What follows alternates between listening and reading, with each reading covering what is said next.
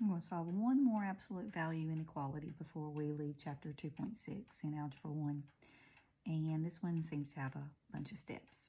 Now, I know that we're going to have to write this problem twice, but we cannot write it twice yet. We are going to have to remove this positive 1 and this 4 from this problem before we can write it twice.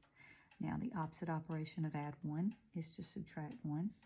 And whatever you do to the left side of the equation or inequality, you do to the right side. So I'm left with 4 absolute value of 2x minus 5 is greater than 21 minus 1, which is 20. Okay, cannot write it twice yet. We still have to get rid of the 4. When we get to write it twice is when there's nothing on this side except what's in the absolute value bars. This means 4 is being multiplied by that, so the opposite would be to divide both sides by 4.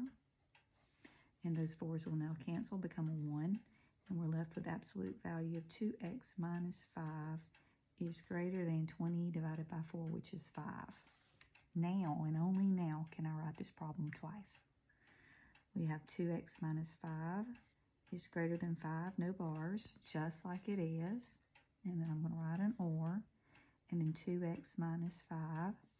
Remember that you have to turn the inequality around to less than and change the 5 to negative 5. Now we can solve each.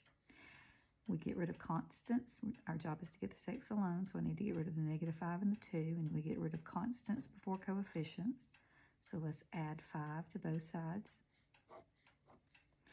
I'm left with 2x is greater than 10. Divide by 2.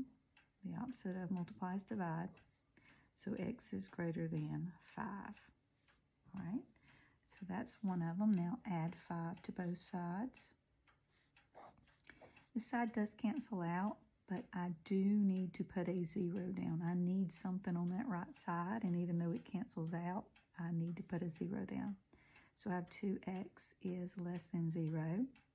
This is 2 times x, so the opposite of times is to divide.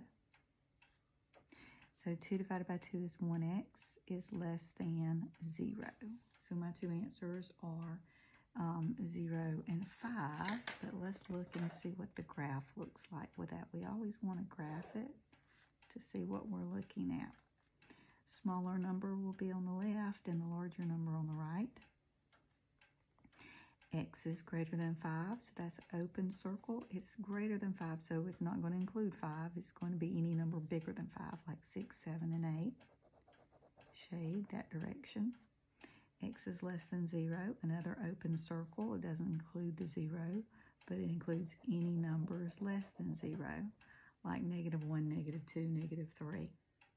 So this is what our graph looks like, and that's it.